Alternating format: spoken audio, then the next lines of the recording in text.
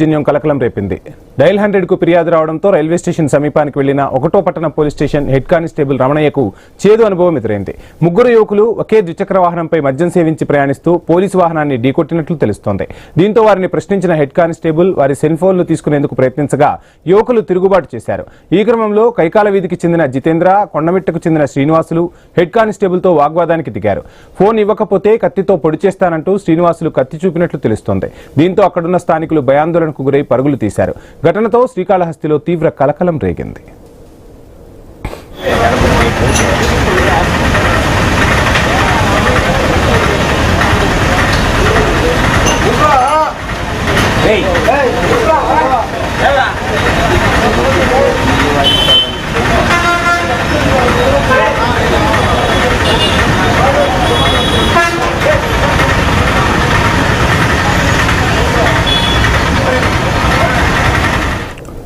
శ్రీకాళహస్తి పట్టణంలో పోలీసులపై యువకుల దౌర్జన్యం తీవ్ర కలకలం రేపుతోంది. డయల్ 100 కు ఫిర్యాదు రావడంతో రైల్వే స్టేషన్ సమీపానికి వెళ్లిన 1వ పట్టణ పోలీస్ స్టేషన్ హెడ్ కానిస్టేబుల్ రమణయ్యకు చేదు అనుభవం ఎదురైంది. ముగ్గురు యువకులు ఒకే ద్విచక్ర వాహనంపై మద్యం సేవించి ప్రయాణిస్తూ పోలీసు వాహనాన్ని ఢీకొట్టారు. అంతటితో ఆగకుండా వారిని ప్రశ్నించిన హెడ్ కానిస్టేబుల్ సెల్ ఫోన్లు తీసుకునేందుకు ప్రయత్నిస్తే యువకులు తిరుగుబాటు చేశారు. ఆ దృశ్యాలు మనం స్క్రీన్ పై చూస్తున్నాం. ఘటనకు సంబంధించి ఫుల్ డీటెయిల్స్ మా ప్రతినిధి గోపినాథ్ అందిస్తారు. గోపినాథ్, ఈ మధ్య చాలా మంది యువకుల్లో మనం చూస్తూ ఉన్నాం, పోలీసులంటే భయం లేదు, వారిపైనే దాడులు చేస్తున్న పరిస్థితి కనిపిస్తోంది. సో ఏంటి అసలు ఏం జరిగింది అక్కడ? వంశీ, శ్రీకాళహస్తిలో ఒక ముగ్గురు తాగుబోతులు అనుకోవచ్చు, లేదంటే డ్రగ్స్ లో ఉన్నట్లు కూడా పోలీసులు అనుమానం వ్యక్తం చేస్తున్నారు.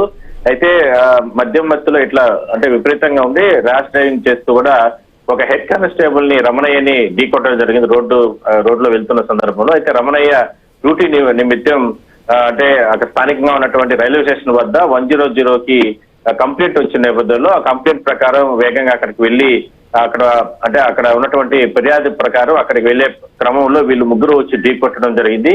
అయితే అత్యంత వేగంగా వచ్చి అది కాకుండా మద్యం మత్తులో వచ్చి రకంగా దాడి చేయడమే కాకుండా కత్తి తీసుకొని అతను పొడవగారు, అతను చంపే ప్రయత్నం చేశారు. అంటే ఇంత వేగంగా వస్తున్నారు, మీరు ఎందుకు ఇంత వేగంగా వస్తున్నారు, ఏదైనా సరే ఎదురుగా మహిళలు కావచ్చు లేదంటే చిన్నపిల్లలు వెళ్తూ ఉంటే వాళ్ళ పరిస్థితి ఏంటి, అసలు మద్యం సేవించి ముగ్గురు డ్రైవింగ్ ఎందుకు చేస్తున్నారు అని ఆయన ప్రశ్నించినటువంటి ఒక హెడ్ కానిస్టేబుల్ ని కూడా రౌండ్ ఆఫ్ చేసి చుట్టుముట్టి అతన్ని పైన దాడి చేసి చంపే ప్రయత్నం చేయడం జరిగింది. తీవ్ర వాగ్వాదం జరిగింది. కనీసం ఎవరు కూడా చుట్టుపక్కల అతన్ని అంటే హెడ్ కానిస్టేబుల్ తో వాగ్వాదం చేస్తున్నప్పటికీ కూడా వీళ్ళు తీవ్రంగా అంటే మద్యం సేవించి ఉన్నారు కాబట్టి డ్రగ్స్ కూడా తీసుకుంటూ అనుమానం వ్యక్తం చేస్తున్నారు.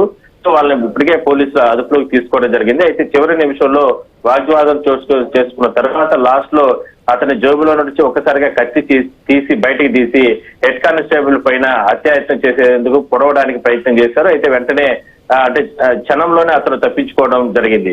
సో మొత్తం మీద హెడ్ కానిస్టేబుల్ ఇచ్చిన ఫిర్యాదు ప్రకారం పోలీసులు కేసు నమోదు చేయడం జరిగింది. డ్యూటీలో ఉన్నటువంటి ఒక పోలీస్ పైన ఈ రకంగా అంటే వ్యవహరించారు కాబట్టి ఎట్టి పరిస్థితుల్లో కూడా చట్ట ప్రకారం చర్యలు తీసుకుంటామంటే ముగ్గురిని కూడా అదుపులోకి తీసుకున్నారు.